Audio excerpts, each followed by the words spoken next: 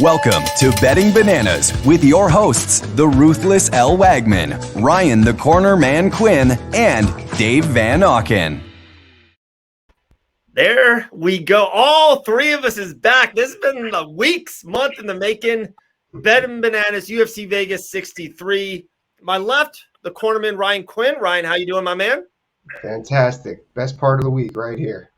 I agree. Underneath the ruthless one, Elle Wagman. Elle, how are you? I'm doing great. Glad to have you back, Ryan. I know. Elle, is he kind of skipping out on something right now? Is he not? He's looking a little off. I thought you'd be like more yellow. I don't know. Oh, that was this week, huh? All right. When you don't pick Alexa Grasso, when you go against Alexa Grasso, you look like a banana. There we go. There we go. Now we're with it. Woo! I'm not gonna lie. She had that fight had me sweating a little bit. It was a really good fight. Really good fight. Incredible fight. Incredible fight. I had it going the other way, but whatever. Not biased at all. No. Right, good. All right, guys. This is Betting Bananas. This is where we make our best bet on the board. We do a 3-fight parlay that we hit more than we should, and then of course our underdog play. But before we get into it, UFC Vegas 63, Calvin Kattar, Arnold out in the main event, stacked underneath card. UFC 280 was just this past weekend. First thing comes to your head, betting wise or not betting wise. Let's start with you, Elle. What's the 280 synopsis? What's 2-3 things that jumped at you? Islam, just the level. I wasn't ready for that. Like, I know Khabib has been telling everybody, he's better than I am. Like, he's going to be the greatest of all time. And I was like, I don't know that I see that. But the way he just walked through Charles, man, it was wild. I had Charles winning. It was definitely a fight where I thought anything could happen. Like, anybody could get a finish. Anyone could get a decision, but I definitely saw it being a close and competitive fight, and Islam the dude just steamrolled him, and I'm impressed. Yeah, agree. Okay, Ryan, how about you, man? We talked a lot about Jan and O'Malley. Is it that, or did something else jump at you? Well, two other things. Well, as you said, Islam. I didn't see that happening. Honestly, I didn't think that was going to happen until 3 seconds before it happened. Like even in the first round, I'm like, nah. He's probably throwing it away, trying to take Islam in the deep waters, and then bam, like, holy crap, he's going to finish that arm triangle. It was insane. Just the way he did it, you could just tell he's so strong, just like, almost like that elbow to elbow type grip. But you said, speaking of betting wise, and like, man, like the TJ Dillashaw Aljamain Sterling fight, man, I'm sorry, I'm like, my lips getting caught up in this thing, but I mean, I'm sure there's a lot of angry people. I mean, there is a lot of angry people about how things went down and like what was going on before. That was interesting. And now we have a new number one contender in that weight class. It seems, as we spoke a lot of MMA now on Tuesday. But overall, it was a great card. There was a lot of good things that happened. Gamrot Dariush. There was like it really was a great card. Not to be overshadowed by any of the controversy that happened. Yeah. Bilal Muhammad, I thought, was definitely a standout performance. One last thing I just thought of, especially asking you, Elle, and who you said and who you mentioned, in that very household, you have a UFC lightweight. When you guys watch that, is that anything extra? Is it any like, oh shit, like this is the guy we're going to have to mess with in 2 years? Is there anything of that nature in your house? So I watched the fight with Grant and Thiago Moises, and they looked as nervous for that fight as like we would if we were watching somebody that like we know personally. Like, I think that whole just okay, like these are the best guys in the world. Yeah. Like they legitimately were like pacing around Moises' apartment just before the main event. Like I 100% agree. I think watching that happen in your own weight class, it's such a high level. Like, it's exciting. It's nerve-wracking, everything. All right. I like that. All right. UFC Vegas 63. Like I said, Calvin Kattar, Arnold Allen in the main event. Very couple cool key fights. There's some legends on the card. Andrei Arlovsky still fighting. Every 4 months, he just keeps on getting it in, keeps on cashing those checks. I love it. I respect it. But Elle, let's start with you. What is your absolute best bet on the board for UFC Vegas 63?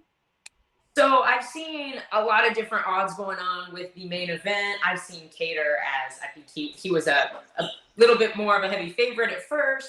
Then it looks like he's even money now. I've even seen him as an underdog. I have not seen the prop odds on this, but I feel like people are really counting Calvin Kattar out. And I think him by decision is, I saw it on a couple lines earlier this week at like plus 200-ish. I haven't seen the official prop bets now. I don't think they're released just yet on Pack 22, but I definitely think that's a great value bet. These are two fantastic strikers.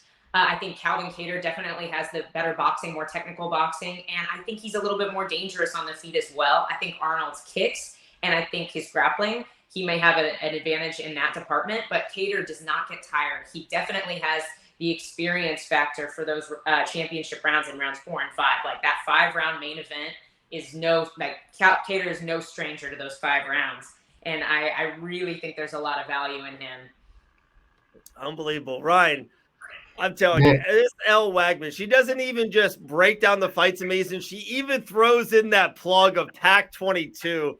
No one does it better than Elle. Definitely, if you do want to place your bets, make sure to go to Pack 22. Get with us. You get a free $100 match back deposit. Go to Pack 22. Great job, Elle. Good job. Checks in the mail, literally. Ryan, what's your best bet on the board, my man?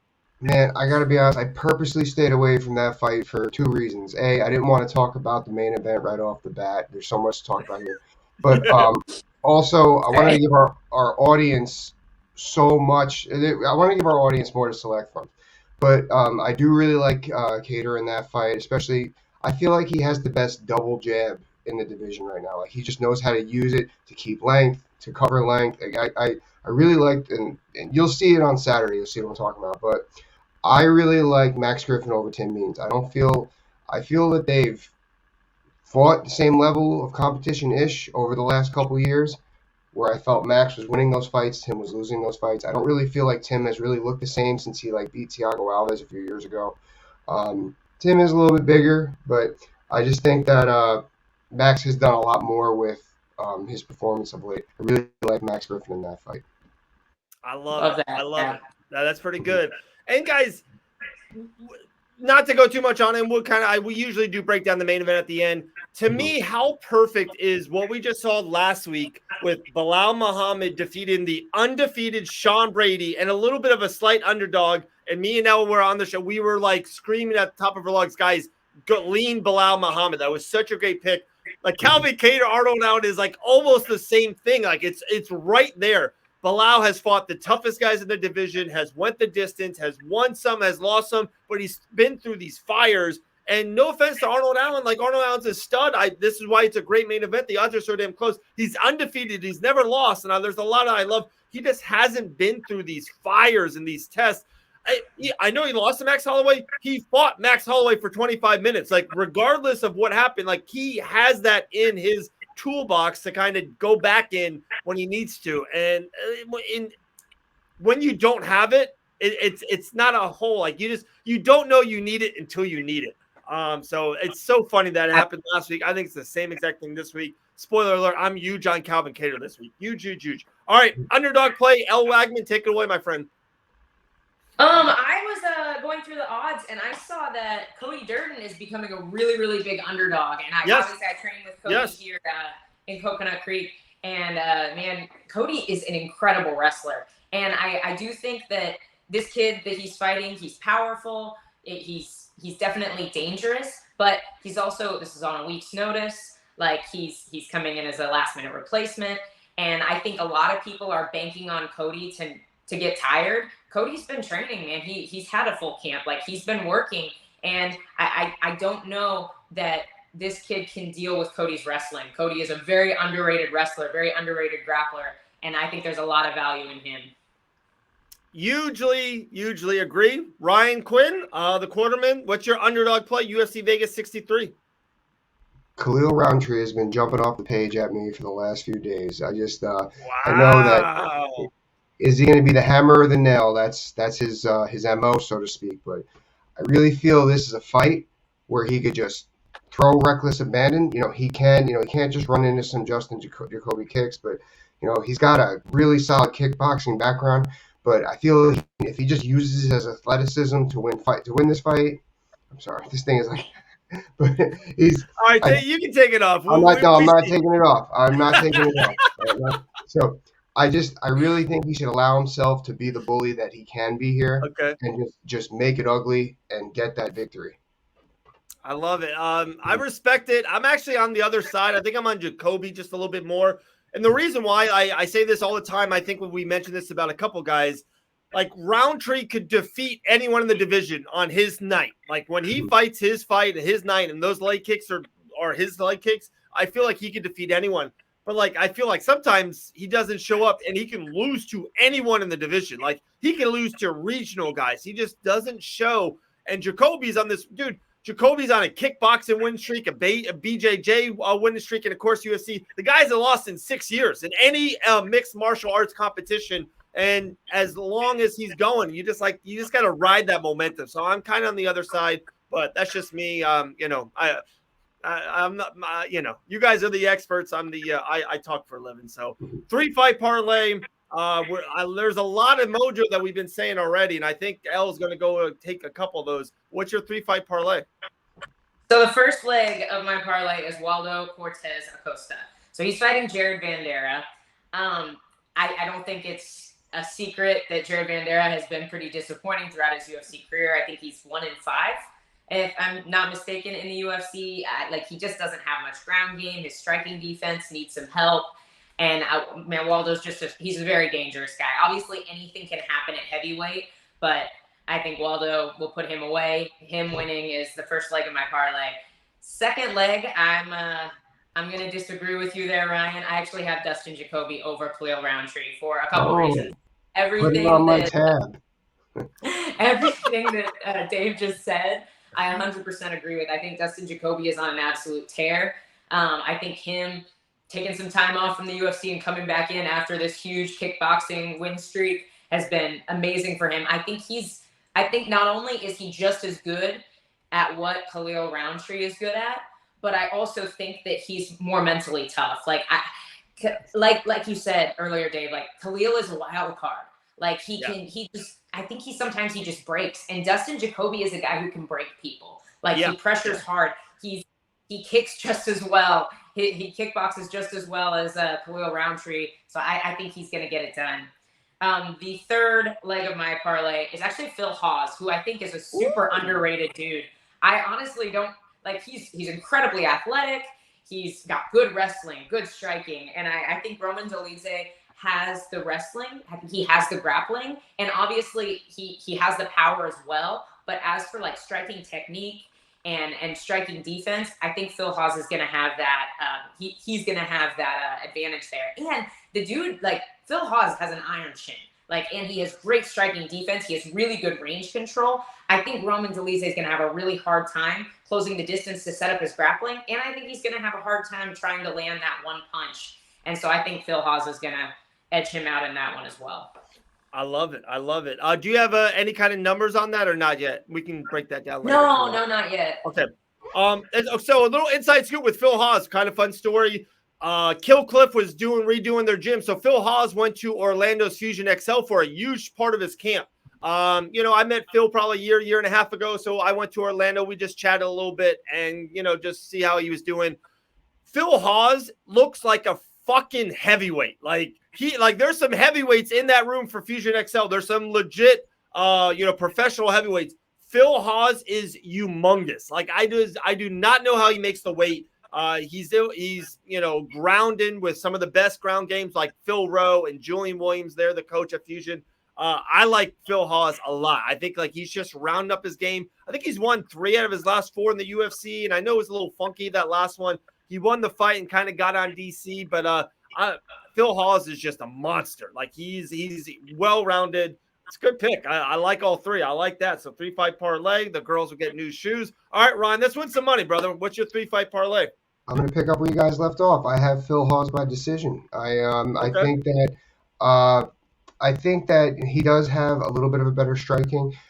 I think that Deletes actually has better wrestling, but MMA wrestling, I got to lean on Phil here. He's got longer reach, which he's going to be able to extend Deletes a little bit, and he's going to be able to get in those takedowns, choose some clock. Yeah, I just really like, and I heard a lot of things, like you said, Dave, about his training. He's looking good. Next is the teammates. I'm actually going there. Marcos de Lima against Andrei Arlovsky. I have that fight going the under. I actually think that these guys are teammates. They're a little older. F this noise. They don't want to be in there that long. I think that Andre, he knows that if he can grab an ankle and snap it off, or if he can try to submit him, he'll do it. I think that Rogerio, I think that if he could try to knock Andre out, he's going to do it. So I think we're going to see them going for that early. So I have that fight going the under. And then I like Chase Hooper winning, going the distance. He's bigger, ground game's a little bit better.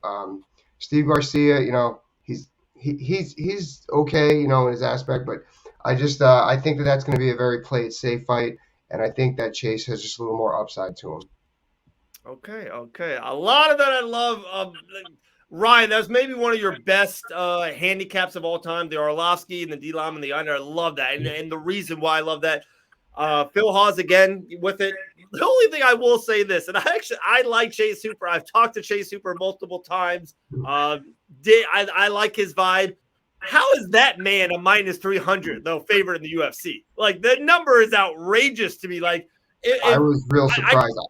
Right. Like, that's high. Like I can see Chase Hooper winning, but minus 300 Chase Hooper, like, that's wild. Yeah, that's nuts. He's one of those guys too that I just think got in way too soon, and I hate that for him because he is a really talented kid, but he's just like out here getting brain damage in some of the fights, and I think it's been a detriment to him. He's one of those other wild card guys. Man, I feel like he can go out and steamroll guys, and he can also lose to almost anybody. Like, it just depends on the day. Yeah, and like, those guys are, like, to me, I love those as underdog flyers because those guys can upset people. But, like, Roundtree at that his odds I can see a little bit because he's plus 130, 150. I wish he was a little bit higher, the risk. But Chase Hooper at minus 300. It's like, wow, I just didn't like the odds. All right, we have something fun bonus at the very end. So let's kind of really get into the main event. Give it 2 minutes. We talked about it a little bit off the front. Calvin Kattar, Arnold Allen. A couple questions off the top to both you guys. Does the winner of this fight for the championship next? Yes or no? Go ahead, Al. I mean, well, first of all, we know what Volkanovski's next fight is going to be. It's going to be Islam, obviously. So I'm going to assume that there's going to be some time off after that. So we're not going to see that title defense for a minute, because I definitely think Volkanovski, like, that's going to take some years off Volkanovski's life.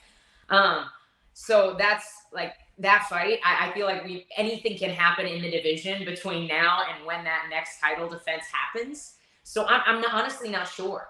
Okay. There's so many. It's kind of turning into mini lightweight. Like, there's so many so many top contenders at 45 as well. Like, it's no longer just Max Holloway beats everybody but Volkanovski. Like, you have these young guys like Arnold Allen, and I know Kattar is, like, technically coming off that loss, but he has fought the highest level. I think people are forgetting that he is, like, he went to a decision with Giga, beat Giga by decision, like one of arguably the best kickboxers in the world.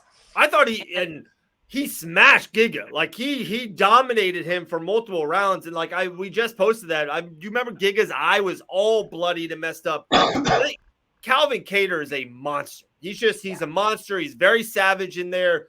Elbows, like what Ryan said with the double jab, is boxing so damn clean. And then, like, everyone thought his hole was maybe like the wrestling kind of, but he's so damn good with just wrestling defense. He's not a wrestler, but if he does stop you for wrestling him, he can stand for 15 or 25 minutes, and that's all he needs to do. So I'm a huge Calvin guy. A lot like Max. And I think people are ready for that fresh blood as well. Like, people want to see somebody besides Max fight for the title and actually have a competitive fight. And so I think it would be great to see Kattar in that position. He's big, he's physical, he's dangerous. One of my favorite knockouts of all time is what he did to Jeremy Stevens, where he just split the two with the backside elbow. Yeah, I would love to see him in a title position. So sick. All right, so we mentioned Calvin a lot, and I want to be friendly here. Arnold Allen, guys, undefeated, never lost. I think he's 8-0 in the UFC. He doesn't fight a lot. He doesn't talk a lot. So he's always kind of like overlooked, especially in the divisions and rankings.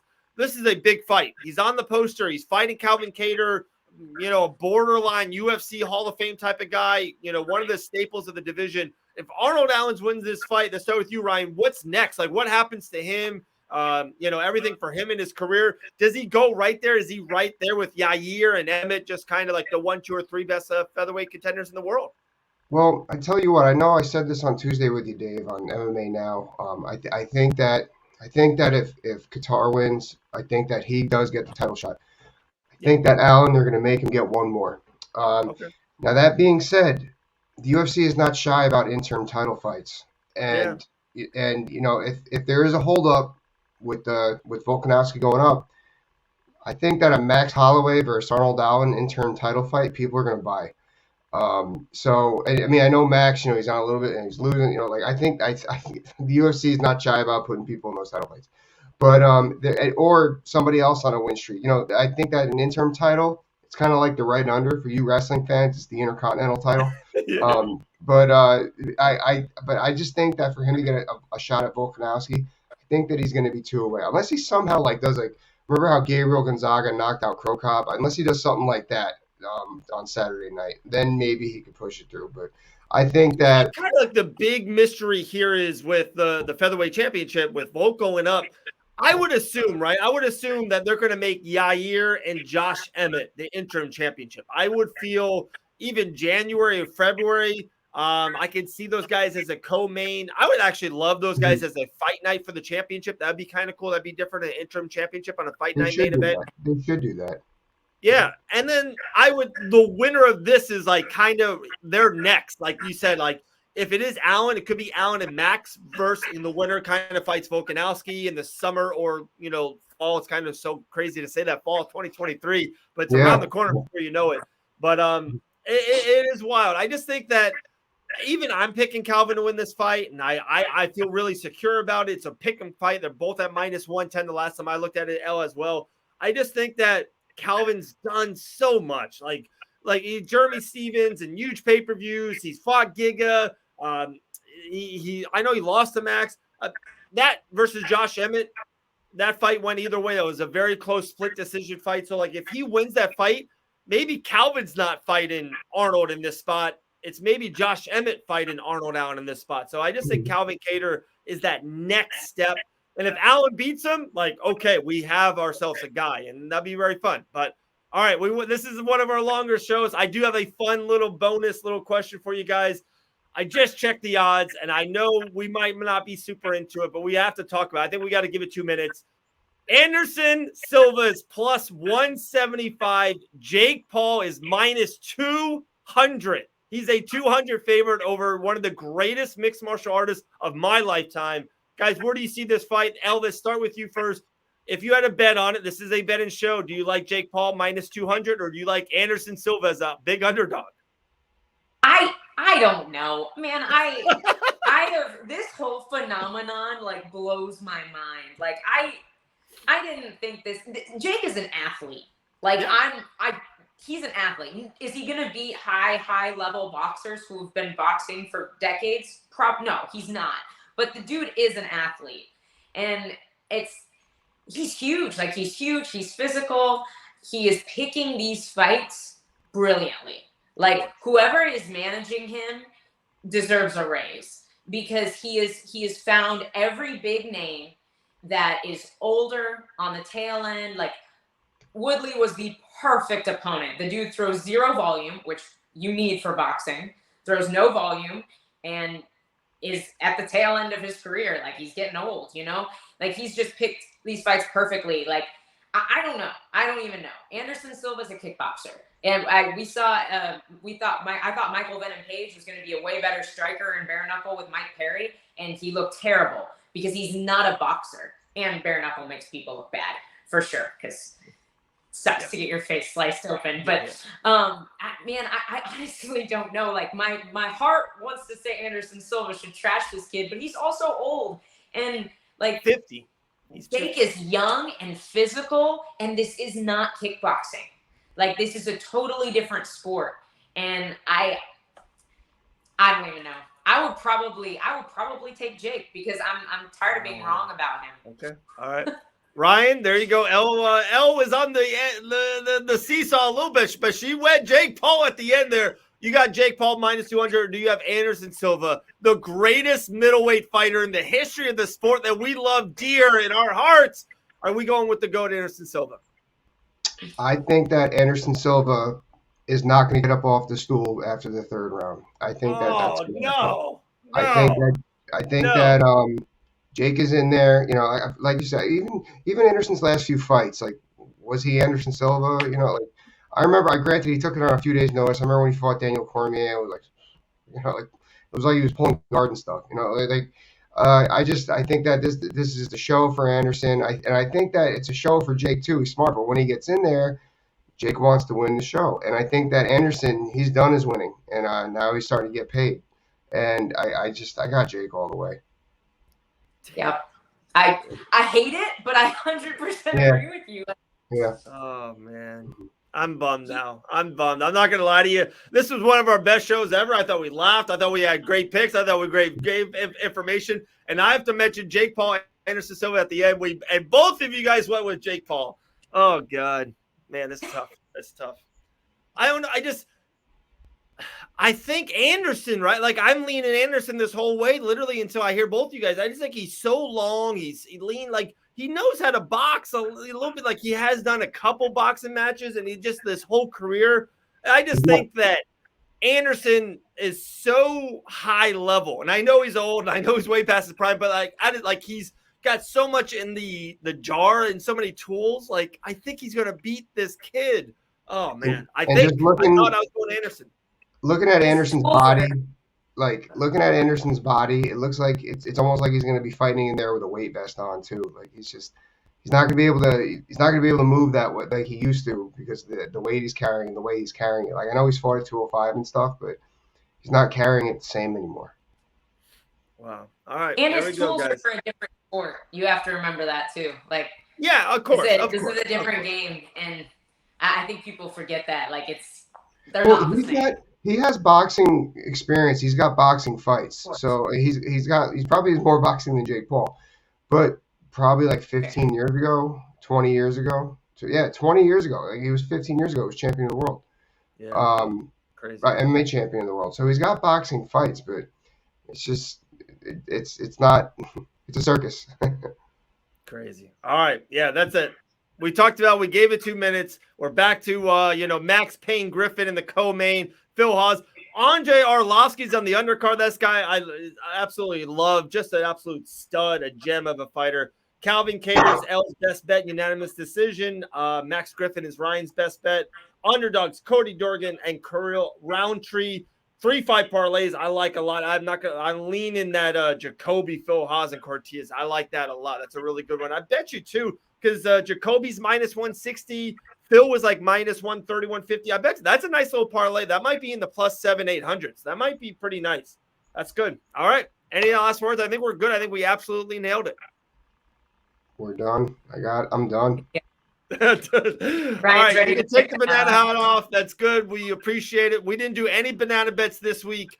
We'll be back next week. We have a Marina Rodriguez and Lemos in the main event. And then there's a lightweight fight on that card. We might be intrigued with a little bit of the great Marco Madsen, one of the greatest fighters in the history of sport, is fighting someone we might know. And then after that, it's UFC 281, Izzy and Alex Pereira. But we can't wait to watch our dear friend Grant Dawson do some work 8-9 days from now. But all right, guys, we're out. Elle Wagman, make sure to give her a follow at the Ruthless_Elle Wagman. The Cornerman MMA is putting out content 3-4 times a day on YouTube. Make sure to go subscribe. If you don't know my name by now, then I'm sorry. I'm probably tired of my face of years and years. But we're out. Bet and Bananas, UFC Vegas 60.